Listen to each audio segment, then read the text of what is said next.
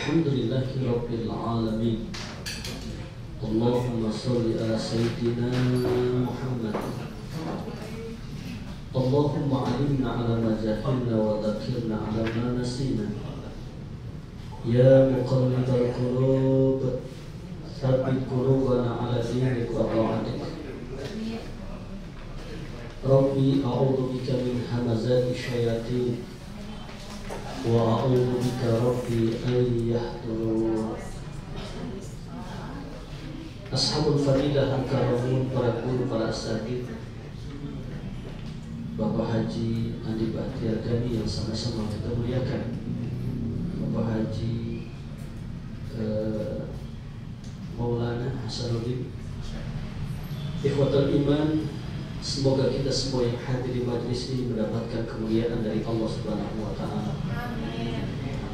Bersyukur atas semua nikmat Allah, bersalawat kepada baginda Nabi Muhammad sallallahu alaihi wasallam. Detik ini Allah hadirkan kita di taman dari taman surganya Allah untuk sama-sama bersilaturahim, menuntut ilmu, mencari keridhaan Allah. Mudah-mudahan setiap langkah kebaikan yang kita lakukan senantiasa diterima oleh Allah Subhanahu wa Ta'ala. Amin ya rabbal alamin.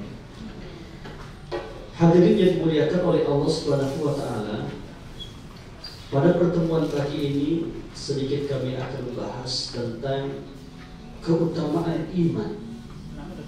Keutamaan iman. Dalam Islam ada 3 hal yang tidak bisa dipisahkan antara satu dengan yang lain. Yang pertama adalah akidah, yang kedua adalah syariah, dan yang ketiga adalah akhlak. Ada berapa? Halo? Yang pertama akidah, yang kedua, yang ketiga, pintar semua ya. Alhamdulillah. Berbicara masalah akidah kaitannya dengan rukun iman. Berbicara masalah syariah kaitannya dengan rukun Islam. Berbicara masalah akhlak kaitannya dengan ihsan. Akidah, syariah, akhlak, rukun iman, rukun Islam, ihsan. Bagaimana hadisnya? Suatu ketika ada seorang laki-laki. Laki-laki ini parasnya sangat tampan. Kemudian rambutnya itu hitam, wajahnya putih. Datang kepada baginda Nabi Muhammad SAW. Sementara ketika itu Rasulullah itu sedang mengadakan halaqah taklim seperti kita. Itu laki-laki langsung duduk di depan Rasulullah, kemudian menyatukan lututnya dengan lutut baginda Nabi Muhammad. Kemudian tangannya langsung diletakkan di paha baginda Nabi Muhammad. Nah kemudian laki-laki itu bertanya, "Ya Rasul, mal huwal iman?" Ya Rasul, apa sih iman itu? Apa kata Rasul? Al-imanu an tu'mina billahi wa malaikatihi wa kutubihi wa rusulihi. Terus sampai terakhir ya, menjelaskan tentang makna rukun iman yang 6. Nah kemudian ketika Rasulullah SAW menjawab tentang makna iman, apa kata laki-laki itu? Shadaqta, engkau benar ya Rasul. Nah kemudian ketika itu laki-laki itu bertanya lagi kepada Rasulullah, "Ya Rasul, ma huwal Islam? Apa itu Islam?" Rasul menjawab, "Islam itu adalah syahadatu an la ilaha illallah wa iqamis shalah wa ita'iz zakat wa shaumi Ramadan, kemudian wa hajjil baiti man istata'a ilaihi sabila." Islam itu adalah syahadah, salat, saum, kemudian zakat, kemudian haji. Setelah menjawab seperti itu, apa yang dikatakan oleh laki-laki itu? Sodaqta, engkau benar ya Rasulullah. Nah kemudian laki-laki itu bertanya lagi kepada Rasulullah, ya Rasul, ma huwal ihsan? Ya Rasul, apa sih ihsan itu? Rasul menjawab, anta udallaha ka'annaka tarahu, fa ilam takun tarahu, fa innahu yara. Engkau menyembah Allah seakan kau melihatnya, tapi mustahil engkau melihat Allah. Fa innahu yaraka, akan tetapi Allah senantiasa melihat dan menatap engkau. Itulah makna ihsan. Nah kemudian laki-laki itu bertanya kepada Rasulullah, ya Rasul, mata as-sa'ah? Ya Rasul, kapan sih terjadi hari kiamat? Apa jawaban Rasul? Kata beliau, as-sa'il a'lamu minal mas'ul. Yang bertanya itu lebih tahu daripada yang ditanya. Akhirnya ketika itu laki-laki itu pergi. Sahabat bertanya, ya Rasulullah, siapa laki-laki itu? Kau seakan dekat dengan engkau ya Rasulullah, bertanya seperti itu dengan jelas dan gamblang. Apa kata Rasulullah? Wahai sahabat, ketahuilah, sesungguhnya itu adalah malaikat Jibril datang kepada kita mengajarkan ilmu kepada kita. Ilmu tentang iman, ilmu tentang Islam, ilmu tentang ihsan, dan ilmu yang lainnya. Nah kemudian, apa itu iman? Jadi kalau sering kita mendengar kata iman, amantu billah, aku beriman kepada Allah Subhanahu wa ta'ala. Iman itu adalah al-hudu wal inqiyad. Iman itu adalah ketundukan kepada Allah, wal inqiyad, dan keyakinan kepada Allah, serta ketundukan dan keyakinan dengan sesuatu yang dibawa oleh baginda Nabi Muhammad SAW. Itu adalah iman. Al-hudu wal inqiyadu bima ja'a bihi Rasulullah SAW. Tunduk dan yakin dengan apa yang dibawa oleh Rasulullah SAW. Nah kemudian dinyatakan oleh Rasulullah SAW, al-imanu ma'rifatun bil qalbi wa qaulun bil lisani wa amalun bil arkan. Iman itu ma'rifatun bil qalbi. Iman itu harus diyakini dengan hati. Maka iman itu keyakinan diyakini dengan hati. Yakin gak dengan Allah? Yakin gak dengan Rasulullah? Yakin gak dengan terjadi hari kiamat? Yakin gak dengan sesuatu yang diajarkan oleh Rasulullah SAW? Ketika kita yakin akan itu semua, maka itu adalah makna iman. Wa qaulun bil lisan. Iman itu bukan hanya diyakini dalam hati, akan tetapi harus diucapkan dengan lisan. Asyhadu an la ilaha illallah wa asyhadu anna Muhammadar Rasulullah. Aku bersaksi tiada Tuhan selain Allah, dan aku bersaksi bahwasanya Nabi Muhammad itu adalah utusan Allah. Nah kemudian itu iman bukan hanya sekedar diyakini dalam hati, bukan hanya sekedar diucapkan dengan lisan, tapi iman itu wa amalun bil arkan. Iman itu harus dibuktikan dengan amal soleh. Coba dalam surat Al-Asr, wal asr, hafal semua ya. Insya, kira-kira siapa yang mau baca surat Al Asri, surat Al Asri? Nah, ada yang mau baca? Surat yang suaranya bagus ya? Siapa biasanya? Reza, Ustaz Reza. Haji Dayat? Ya. Oh, Bang Reza, Bang Reza. Haji Dayat. Reza. Wal asr. Satu nafas. Bismillahirrahmanirrahim. Wal asr. Innal insana lafi khusr. Illal ladzina amanu wa 'amilus shalihati wa tawassaw bil haqqi wa tawassaw bis sabr. Shadaqallahul 'azim. Alhamdulillahirabbil alamin. Wal asr. demi masa, demi waktu, demi menit, demi detik. Innal insana lafi, sesungguhnya manusia itu benar-benar dalam keadaan rugi, kecuali illal ladzina amanu wa amilus, kecuali orang-orang yang beriman dan orang-orang yang melakukan amal saleh. Jadi orang beriman itu sangat menghargai waktu. Waktu itu athmanu minad dahabi, waktu itu lebih berharga daripada emas. Ada sebuah ungkapan dalam bahasa Arab, badiril fursata wahdar fautaha fabulugul izzi binaidil furus. Bersegeralah, bergegaslah untuk memanfaatkan waktu dengan sebaik-baiknya. Fabulugul izzi binaidil furus. Karena sesungguhnya kita akan mendapatkan kemuliaan dan keberkahan dari Allah ketika kita menggunakan waktu dan kesempatan dengan sebaik-baiknya. Dan ternyata kalau kita lihat dalam surat ini, dalam surat Al-Asr ini, orang-orang beriman itu adalah mereka yang menggunakan waktu dengan sebaik-baiknya dalam taat kepada Allah.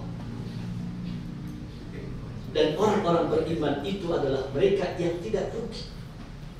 Illal ladzina amanu wa amilus shalihat. Iman amal soleh, iman amal soleh, iman amal soleh. Iman itu bukan hanya diucapkan dengan hati, bukan hanya diyakini, bukan hanya diucapkan dengan lisan, bukan hanya diyakini dengan hati, tapi iman itu harus dilakukan dengan amal soleh. Makanya iman dan amal soleh itu dua hal yang tidak bisa dipisahkan antara satu dengan yang lain. Kalau kita ingin melihat iman seseorang, kita lihat amal solehnya. Kalau kita ingin melihat amal soleh seseorang, kita lihat imannya. Sebesar itu iman kita, sebesar itu pula amal soleh kita. Sebesar itu amal soleh kita, sebesar itu iman kita. Nah kemudian kata Nabi, al-imanu uryanun walibasuhu at-taqwa. Iman itu telanjang, walibasuhu, dan pakaian iman itu adalah takwa. Balutlah iman itu dengan amalan takwa. Apa itu takwa? Ada yang mengatakan takrib, pengertian takwa itu adalah wiqayatun an adabillah. Takwa itu adalah orang yang memelihara diri untuk tidak mendapatkan azab dari Allah Subhanahu wa taala. Kalau pengertian yang sering kita dengar ketika seorang khatib menyampaikan khutbahnya, yakin yang laki-laki ini sudah hafal tentang makna takwa, ya kan? Kan sering tuh, ittaqullah haqqa tuqatih wa la tamutunna illa wa antum muslimun. Mari sama-sama kita tingkatkan kualitas takwa kita dengan imtisalul awamir wajtinabun nawahi. Melaksanakan dengan apa yang diperintahkan oleh Allah dan meninggalkan sejauh-jauhnya apa yang menjadi larangan Allah Subhanahu wa taala. Itulah takwa. Jadi iman itu telanjang, pakaiannya itu adalah takwa. Jadi iman itu kan tadi kaitannya dengan rukun iman. Kemudian syariat itu dengan rukun Islam. Iman itu bukan hanya diyakini, tapi harus dilakukan dengan amal soleh. Mewujudkan iman itu dengan melakukan amal soleh, dengan melakukan rukun Islam. Nah, ketika kita melakukan rukun Islam itu tidak cukup dengan rukun Islam, tapi harus dengan akhlak. Contoh begini, ada laki-laki sholat pakai kaos oblong, kemudian pakai celana kangsip menutup lutut, kemudian menutup pusar. Dia wudhu, dia menghadap kiblat, takbir Allahu Akbar. Secara hukum fikih, kira-kira sholatnya sah enggak? Sah enggak? Insya Allah sah. Tapi akhlaknya ada enggak? Enggak ada. Ya? Akhlaknya harus ada. Bagaimana akhlaknya? Pakai ini rapi, pakai peci, pakai wangi-wangian, ya kan? Pakai sarung misalkan, pakai jas. Ini kan bagian daripada akhlak. Ya, maka tidak cukup dengan iman, tidak cukup dengan syariat, tapi juga harus dengan akhlak. Ya, tadi ihsan kaitannya dengan akhlak, itu kaitannya dengan ihsan. Ihsan itu tadi yang sebagaimana saya sampaikan, antaqudallaha ka'annaka tarahu fa ilam takun tarahu fa innahu yaraka. Kita menyembah Allah seakan kita melihatnya. Tapi kan mustahil kita melihat Allah. Fa innahu yaraka. Akan tetapi Allah melihat kita. Ketika kita sedang sholat, ketika kita sedang baca Al-Quran, ketika kita sedang bekerja, sadar setiap amal soleh yang kita lakukan dalam perhatian Allah, insya Allah kita akan dapat menampilkan ibadah yang terbaik hanyalah untuk Allah. Salat kita yang terbaik, baca Quran kita yang terbaik, infak sedekah kita yang terbaik, kemudian salawat kita yang terbaik, istighfar kita yang terbaik, zikir kita yang terbaik. Kenapa? Sadar dalam ibadah itu dalam diperhatikan oleh Allah. Itulah makna ihsan. Nah, kemudian kata Nabi, wa zinatuhu al-haya. Iman itu telanjang, pakainya adalah takwa. Wa zinatuhu al-haya. Perhiasan iman itu adalah malu. Malu. Rasa malu itu adalah iman. Al-haya'u minal iman. Al-haya'u minal iman. Malu itu merupakan bagian daripada iman. Kata Nabi, fa illam tastahi fasna masita. Kalau kau gak punya rasa malu, berbuatlah sesuka hatimu. Yang gak punya malu itu siapa? Coba kita lihat orang-orang gila itu di pinggir jalan, dia jalan gitu kan, telanjang, ya kan? Dia gak punya malu itu. Maka kata Nabi, kalau kau tidak punya rasa malu, berbuatlah sesuka hatimu. Fasna masita. Ya, makanya malu itu merupakan bagian daripada iman. Rasulullah SAW itu syadidul haya'i wa tawadu. Rasulullah itu, beliau itu al-haya, pemalu, dan beliau itu tawadu. Nah, kemudian wasabratuhu al-ilmu. Buah daripada iman itu adalah ilmu. Pakaian iman, takwa. Perhiasan iman, malu. Kemudian buah daripada iman, al-ilmu. Ilmu. Karena ketika ini iman, amal soleh, ilmu, istiqomah, berkah. Iman dibuktikan dengan amal soleh. Ketika kita membuktikan amal soleh, ya, harus dengan ilmu.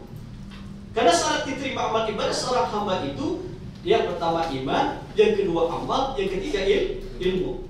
Iman, amal soleh, ilmu, istiqomah.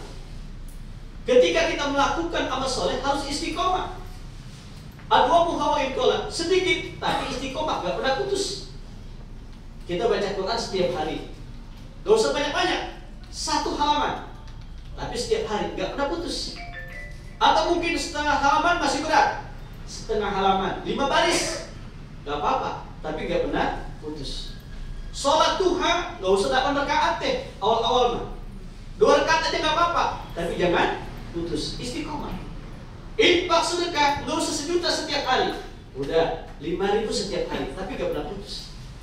Ya, itu namanya istiqomah. Adwa muha wa inqala. Ya, ketimbang sekarang kita bisa sedekah 1 juta, nanti sedekah lagi 2 tahun yang akan datang. Nah, nggak boleh. Ya, boleh, cuma kurang bagus. Bagusnya itu sedikit tapi Allah lihat itu adalah keistiqomahan kita. Nah, ketika kita melakukan iman dengan amal soleh, dengan ilmu, kemudian dengan istiqomah, akan melahirkan berkah, hikam, berkah, keberkahan dalam hidup. Ya, keberkahan hidup itu adalah bahagia dunia akhirat. Makanya kita minta dalam hidup ini adalah Rabbana atina fid dunya hasanah wa fil akhirati hasanah wa qina ada. Kita tuh ingin bahagia dunia akhirat. Jangan orang bahagia di dunia tapi sengsara di akhirat. Jangan juga kita sengsara di dunia, bahagia di akhirat. Jangan kita sengsara di dunia, sengsara di akhirat. Kita ingin bahagia dunia akhirat. Rabbana atina fid dunya hasanah wa fil akhirati hasanah wa qina adzaban. Biasanya kalau sudah baca doa itu pengajian selesai. Allah. Nah, kemudian hadis yang selanjutnya tentang iman, kata Nabi, la imana liman la amanata lahu. tidak beriman orang yang tidak memiliki sifat amanah. Nah, sifat amanah itu luar biasa. Ya, tidak beriman seseorang kata Nabi, atau tidak sempurna keimanan seseorang ketika dia tidak memiliki sifat amanah. Ya, sering kita dengarkan tanda-tanda orang munafik. Ya kan? Ayatul munafiki salas. Ya, ciri orang munafik itu kan ada 3. Yang pertama, idza haddatsa kadzdzaba. Ketika dia berbicara, dia dusta. Wa idza wa'ada akhlafa. Ketika dia berjanji, dia ingkari. Tarsok, akhirnya lupa itu. Dan kemudian, ya, wa idza tumina khana. Ketika diberikan kepercayaan, dia khianat. Jadi kalau kita tidak memiliki sifat amanah, kita termasuk orang-orang yang munafik. Dan kurang sempurna keimanan kita ketika kita masih memiliki sifat khianat. Maka kata Nabi, la imana iman la amanata lahu. Tidak sempurna atau tidak beriman seseorang itu ketika dia tidak memiliki sifat amanah. Ya. Kita berdoa kepada Allah, mudah-mudahan Allah berikan sifat amanah pada diri kita sehingga iman kita benar, sehingga diterima oleh Allah Subhanahu wa taala. La yu'minu ahadukum hatta yuhibba li akhihi ma yuhibbu li nafsihi. Tidak beriman seseorang ketika dia mencintai orang lain seperti dia mencintai dirinya sendiri. La yu'minu ahadukum hatta yuhibba li akhihi ma yuhibbu li nafsihi. Tidak beriman seseorang itu ketika dia mencintai orang lain seperti dia mencintai dirinya sendiri. Sama juga dengan sebuah ungkapan hadis, ya, Allah fi aunil abdi maka al-abdu fi auni akhihi. Allah akan menolong seorang hamba ketika hamba itu, ya, menolong orang lain. Ketika kita ingin mendapatkan cintanya Allah, kita harus mencintai orang lain. Ketika kita ingin mendapatkan pertolongan dari Allah, maka berusaha untuk menolong orang lain. Kenapa kok hidup kita belum ditolong sama Allah? Boleh jadi kita belum menolong orang lain. Ketika kita sudah menolong orang lain, yang peduli dengan urusan orang lain, maka insya Allah setiap masalah yang Allah berikan kepada kita, Allah berikan pertolongan dan solusi kepada kita. Ya, makanya kata Nabi dalam hadis ini, tidak beriman seseorang itu ketika dia tidak mencintai orang lain sebagaimana ia mencintai dirinya sendiri. Nah, kemudian al-imanu fi sadril mu'min. Iman itu pada hati orang yang beriman, di dada umat orang yang beriman. Wala yatimu al-imanu illa bi tamamil faraid. Tidak sempurna keimanan seseorang itu kecuali dia itu dengan sempurna melakukan apa yang menjadi kewajiban kita sebagai hamba Allah. Disuruh sholat, disuruh puasa, disuruh baca Quran. Ketika kita tidak menyempurnakan kewajiban kita, ya, sebagai hamba Allah, apa yang dipadukan oleh Allah kepada kita sebagai hambanya, maka sungguh keimanan kita tidak sempurna. Nah, kemudian bukan hanya untuk menjalankan apa yang diperintahkan oleh Allah, akan tetapi wasunani, kita harus menegakkan sunnah Nabi kita Muhammad Sallallahu Alaihi Wasallam. Banyak sekali sunnah Rasulullah Sallallahu Alaihi Wasallam. Ketika kita dalam perjalanan, misalkan, ya, perjalanan menuju kantor ini, kita melihat jalan yang lurus, itu kan sunnah untuk membaca Alhamdulillah.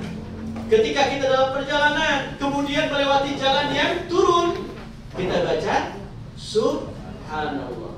Ketika kita berjalan kemudian melewati tanjakan, kita baca Allahu Akbar. Itu kan bagian daripada sunnah. Kalau kita mau tidur, misalkan mau tidur, Rasulullah itu membiasakan dirinya ketika sebelum tidur beliau melaksanakan sholat apa? Sholat witir.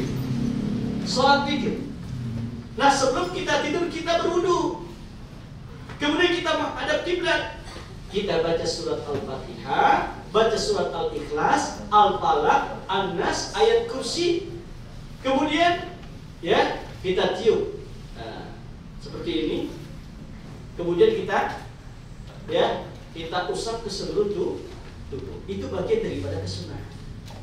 Nah, kemudian ketika tidur pun kita menghadap Allah kita kemana? Ke utara. Kaki kita kemana? Ke selatan.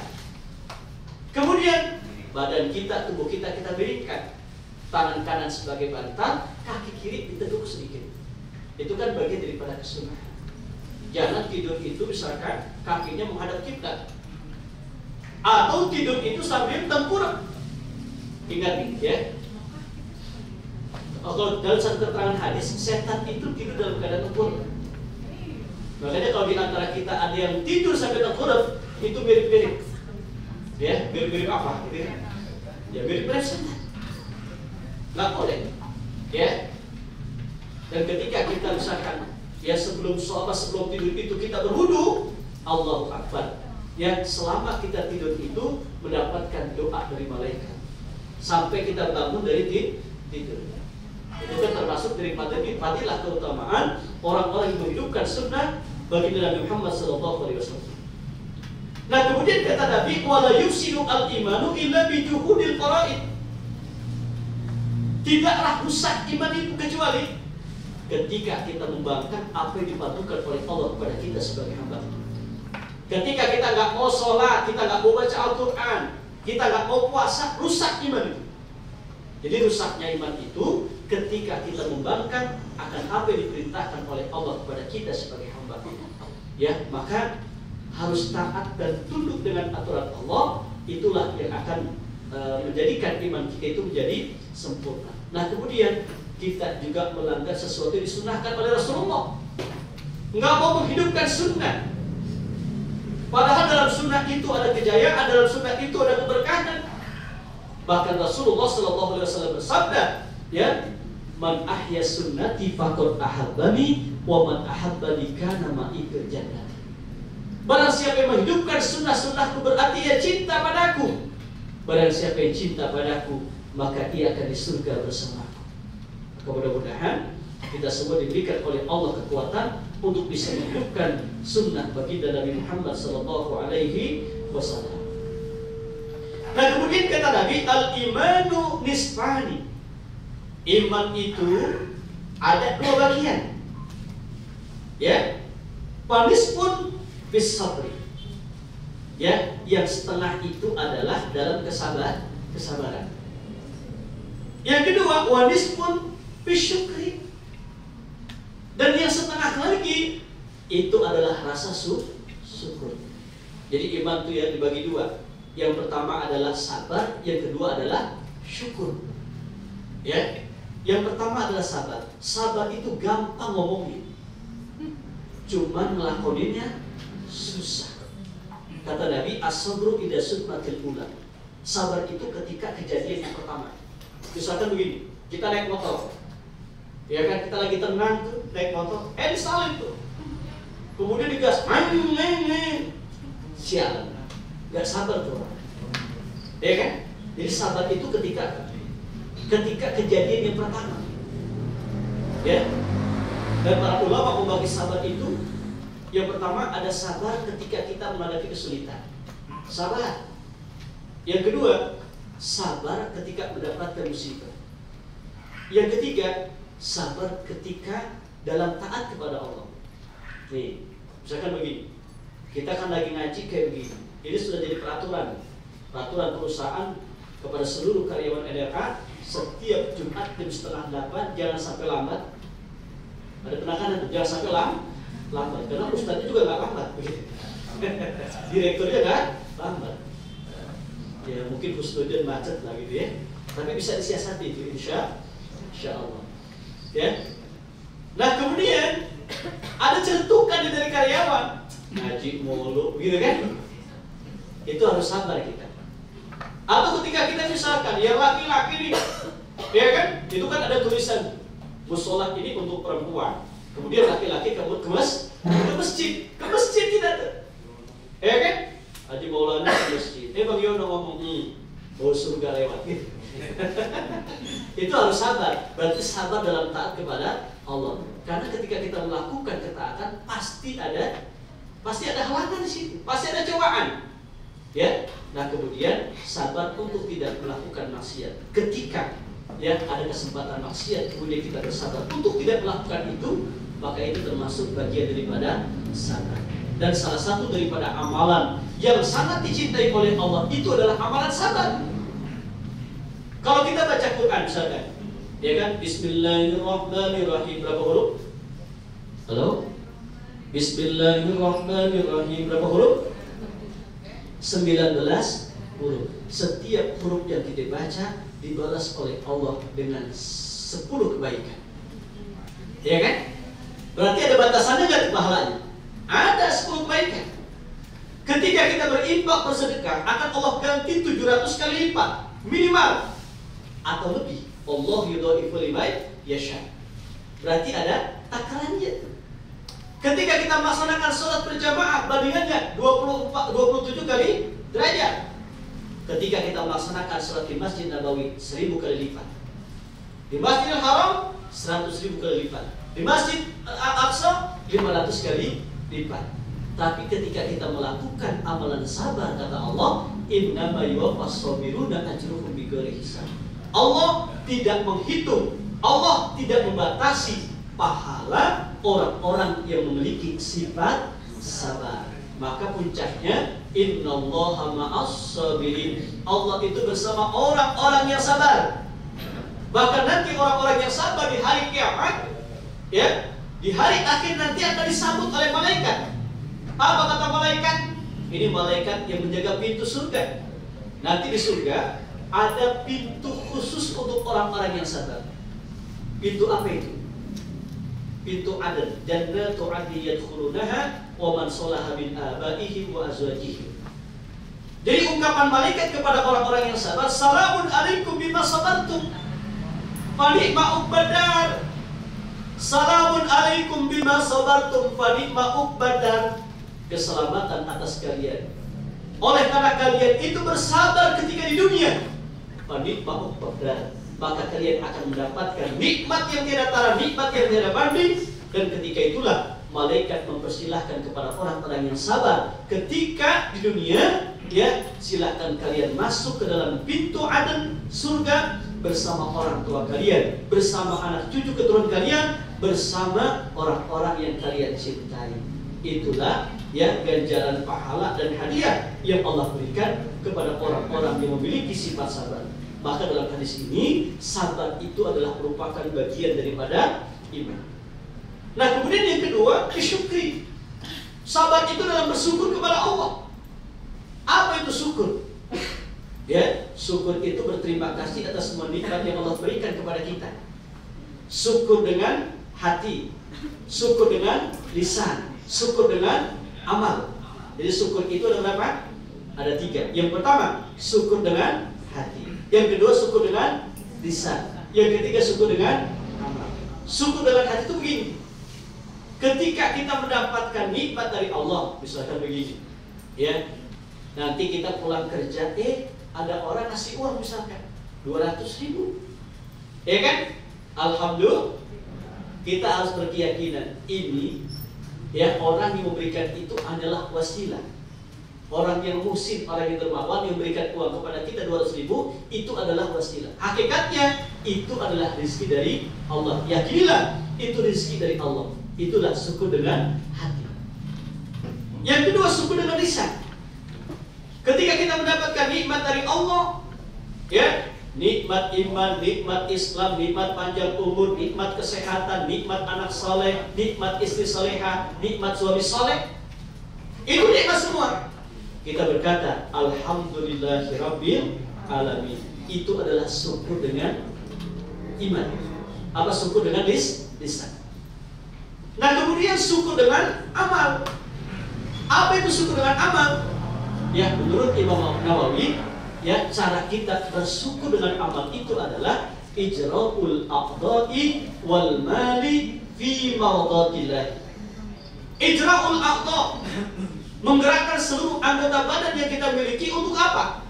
Untuk mencari keridhaan Allah.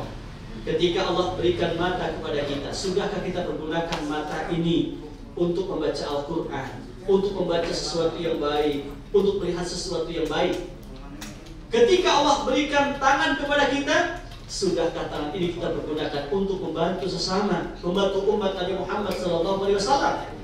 Ketika Allah berikan kaki kepada kita, sudahkah kaki ini kita langkahkan di tempat-tempat yang Allah ridai, ke majlis taklim, ke majlis ilmu, ke masjid, ke mushola? Ketika kita melakukan itu, berarti kita sudah melakukan yang syukur kepada Allah dengan amal. Nah, kemudian yang kedua kata Nabi, kata ulama ini Imam Nawawi, kata beliau itu wa ijra'ul mal fi mardatillah. Bagaimana cara syukur kita kepada Allah? Menggerakkan harta yang kita miliki untuk kepentingan agama Allah Subhanahu wa taala. Maka Islam menjembatani, di situ ada zakat, di situ ada infak, di situ ada sedekah, di situ ada wakaf. Itulah cara kita bersyukur kepada Allah Subhanahu wa taala. La in syakartum la azidannakum wa la in kafartum inna adabi lasyadid. Subhanallah, ya, sudah pada hafal. Ya, ini sering disampaikan oleh para guru-guru, para asatidz ketika menyampaikan ceramahnya. Ketika kalian bersyukur kepada Allah, akan Allah tambah nikmat pada kalian. Tapi kalau saja kita tidak bersyukur, itu diancam oleh Allah. Inna adabi lasyadid. Sungguh azab Allah itu teramat sangat pedih. Nah, kemudian yang terakhir, idza dakhala ahlul jannah al-jannah wa ahlun nar an-nar. Amarallahu ta'ala bi ayakhruja minan nar man kana fi qalbihi mithqalu dzarratin minal iman. Ahli surga akan masuk ke dalam surga. Ahli neraka akan masuk ke dalam neraka. Kalau seandainya kita keluar dari iman, pasti masuk neraka. Tapi kalau kita meninggal dalam keadaan membawa iman, pasti masuk surga. Maka ada sebuah doa yang diajarkan oleh para ulama, ya Allah, matikanlah aku dalam keadaan membawa iman, matikan aku dalam keadaan membawa Islam. Ya Allah, wafatkan aku dalam keadaan husnul khatimah. Ya, mudah-mudahan kita semua yang hadir di majlis ini wafat dalam keadaan husnul khatimah. Husnul itu artinya terbaik, khatimah itu adalah di penghujung. Jadi di penghujung kehidupan kita adalah yang terbaik. Wafat dalam keadaan membawa iman, dalam keadaan membawa Islam. Ketika kita melakukan amal ibadah yang terbaik, kita wafat. Di puncak keistiqomahan kita meninggal dunia. Insya Allah. Kalau kita sebagai orang tua punya harta, ya kan? Nah, kemudian kita meninggal dunia. Mudah-mudahan semua panjang umur ya. Amin. Mudah-mudahan Haji Maulana 100 tahun lagi meninggal dunia. Amin. Yang penting sehat. Ini doa panjang umur namanya. Kelamaan ya Bang. Ada yang mau Pak? Begini, dalam Islam itu harus taqdimul wajib ala sunnah. Mendahulukan yang wajib ketimbang sunnah. Misalkan begini, ada orang yang bersedekah. Saya pernah begini. Saya tidak sebut nama kiai ini. Saya pernah melihat dengan mata kepala saya sendiri, ada seorang kiai yang ketika itu menolak sedekah. Pak Kiai, saya mau bersedekah, gitu kan? Saya mau bersedekah. Terus apa kata Kiai? Kamu sudah menjalankan kewajibanmu atau belum? Apa itu Pak Kiai?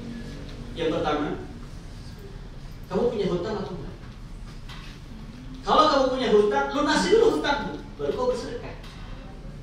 Bayar hutang itu adalah wajib, sedekah itu adalah sunnah. Yang kedua, keluarga kamu itu masih banyak yang susah atau enggak? Kalau keluarga kamu, anak-anak kamu masih susah, jangan bersedekah ke sini dulu. Bahagiakan dulu keluarga, baru kau bersedekah. Yang ketiga, kamu itu punya nazar apa enggak? Kalau saya punya duit, saya membantu fakir miskin, ya kan? Punya duit disedekahin. Misalkan untuk apa? Untuk pesantren, bukan untuk fakir miskin. Sementara pesantren yang mahal bayar gitu, kan beda. Kemudian kamu lihat dulu itu musola, masjid di sekitar kamu itu udah bagus apa belum? Sedekah dulu ke situ, baru kembali. Nah, ini ustadz ini ikhtiar hati-hati, ya kan? Kadang-kadang ustadz itu kan minta sedekah, diminta aja kan. Kadang-kadang apa yang diminta, diminta. Apa yang punya di jamaah diminta sama dia. gelang diambil, ya kan? Mobil diambil, motor diambil. Tanya dulu itu, punya itu kira-kira punya utang apa enggak? Kemudian udah zakat apa belum? Zakatin dulu, ya kan? Baru sedekah. Nah ini kan Ustadz mau menyelamatkan. Jadi orang tuh sedekah pengen masuk surga, bukan sedekah pengen masuk neraka. Ya maka harus diingatkan yang pertama, ya dia itu udah bayar zakat apa belum? Udah bayar utang apa belum? Gitu kan?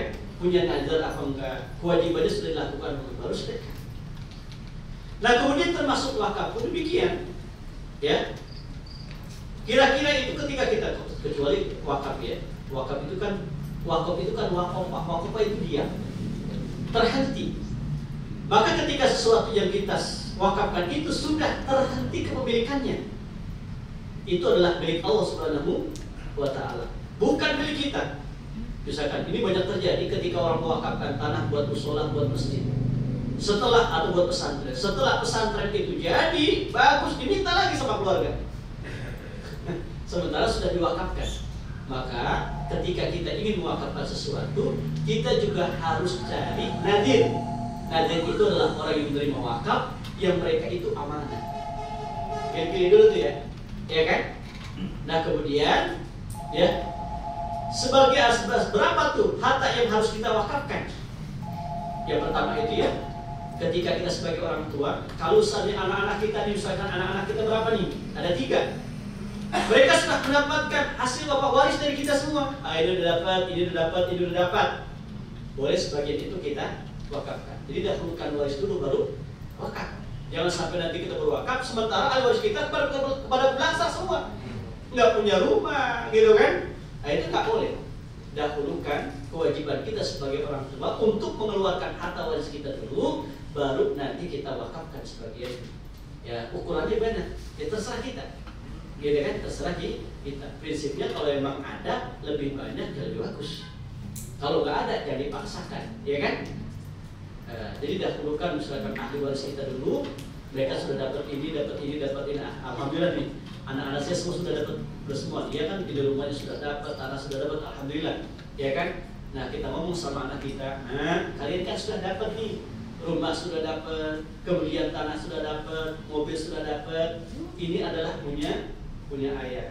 Ya, izinkan ridhoi ya tanah yang sebelah rumah ini akan ayah wakafkan untuk pembangunan musola, pesantren dan lain sebagainya. Mohon ridho. Nah, begitu. Jadi dahulukan dulu waris kita, baru kita sebagian kita wakafkan. Gitu. Baik ya. Ini banyak kasus kadang-kadang seperti itu. Ada orang itu yang ketika ingin masuk Islam, ya niat untuk nikah doang, ya kan? Jadi pengen nikah dengan perempuan itu kan kemudian masuk Islam. Sementara ketika dia sudah masuk Islam, dia tidak menjalankan syariat Allah SWT dengan baik dan benar. Itu yang terjadi dan sering ya. Maka ini adalah merupakan kewajiban kita sebagai orang tua untuk memperhatikan jodoh untuk anak-anak kita. Dan rata-rata sudah pada nikah kan, sudah punya anak ya. Kewajiban kita sebagai orang tua itu untuk memperhatikan dan mendidik anak-anak kita untuk mencari jodoh. Pastikan yang pertama jodoh kita itu adalah jodoh anak kita itu adalah yang terbaik. Beriman kepada Allah, ya kan? Syukur-syukur, ya cantik, kemudian imannya kuat, soleh gitu. Kayak ada cerita begini, mengaji. Ada seorang perempuan datang ke rumah kiai. Jadi saya pengen nikah, doain saya cepet dapat jodoh. Kata kiainya, kamu maunya kayak gimana? Kiai, tolong carikan saya jodoh. Yang pertama, yang gantengnya kayak Nabi Yusuf. Yang kedua, gagahnya seperti Nabi Musa. Yang ketiga, kayaknya seperti Nabi Sulaiman. Yang keempat, suaranya indah seperti Nabi Daud. Gitu. Kemudian sabarnya seperti Nabi Yusuf, Nabi Ayub alaihi salam. Spontanitas ketika itu kayak ngomong nggak ada. Jadi terlalu tinggi idealisnya, ya kan? Gantengnya kayak Nabi Yusuf, ahalnya kayak Nabi Muhammad, suaranya indah kayak Nabi Daud, kemudian ya gagahnya seperti Nabi Musa. Nggak ada itu. Itu hanya dimiliki oleh para nabi, para rasul. Nah, kewajiban kita sebagai orang tua itu adalah mendidik anak kita untuk bisa mencari jodoh yang terbaik.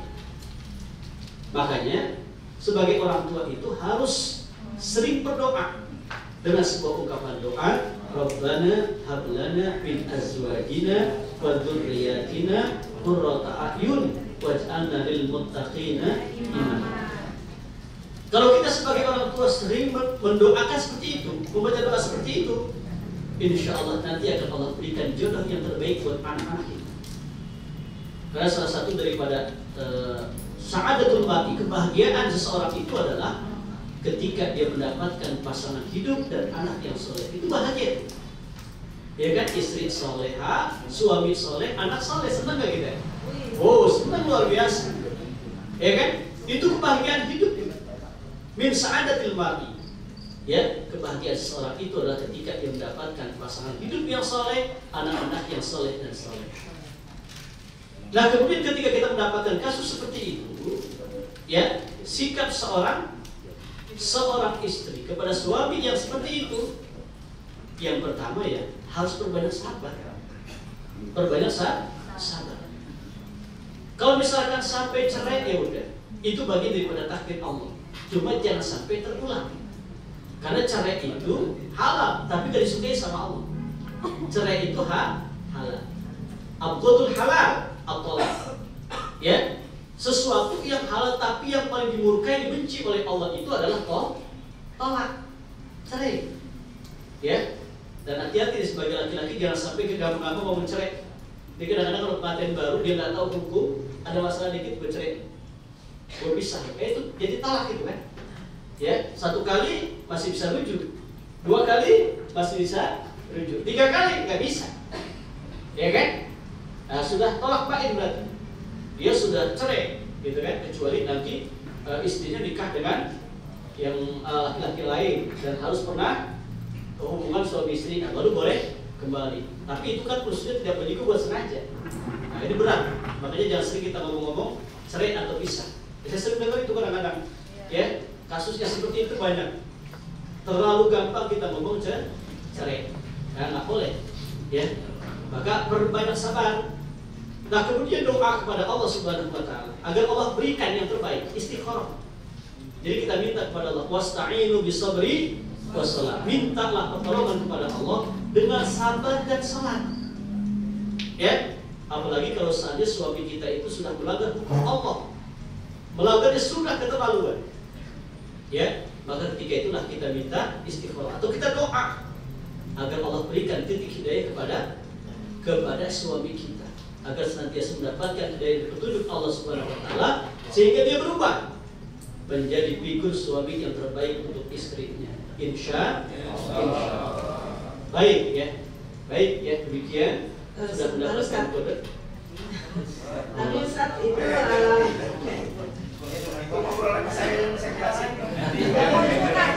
tapi Ustaz bukannya di dalam Al-Quran kalau berpasangan suami istri tidak satu iman itu tidak halal kan? Ya, la tusyrikul munkihat hatta yu'min. La tunkirul musyrikat hatta yu'min. Janganlah kalian nikahi orang yang musyrik, yang tidak beriman kepada Allah sehingga mereka beriman kepada Allah Subhanahu wa Ta'ala. Maka nikah beda agama itu tidak dibolehkan dalam agama Islam. Sekalipun sekarang ini banyak aliran, ya orang-orang aliran itu apa namanya itu yang menganggap semua agama sama, ya kan? Nah, ini tak boleh. Nikah beda agama itu haram, tidak boleh. Ya, ini kan orang-orang pluralisme sekarang ini kan seperti itu. Ya, banyak mereka itu yang membolehkan nikah beda agama. Kita sebagai paham Ahlussunnah wal Jamaah, kita harus punya keyakinan dan prinsip tidak boleh menikahi orang yang di luar agama Islam. Nggak boleh. Kalau terjadi begitu kan? Ya cerai. Ya, itu ketika dia hubungan suami istri ya nggak boleh. Ya, ketika dia hubungan suami istri nggak boleh berzina. Ya, maka pastikan kita harus mencari pasangan kita yang seiman, ya, yang sekeyakinan, yang insya Allah bisa mengantarkan kita masuk ke dalam surganya Allah Subhanahu Wa Taala. Amin ya Rabbal Alamin. Baik, Bapak Ibu dirahmati oleh Allah, demikian taklim kita pagi ini, mudah-mudahan ada manfaatnya. Ya, kita tutup dengan kafaratul majlis. Subhanakallahumma wa bihamdika asyhadu an la ilaha illa anta astaghfiruka wa atubu ilaik. Mohon maaf lahir batin. Assalamualaikum warahmatullahi wabarakatuh.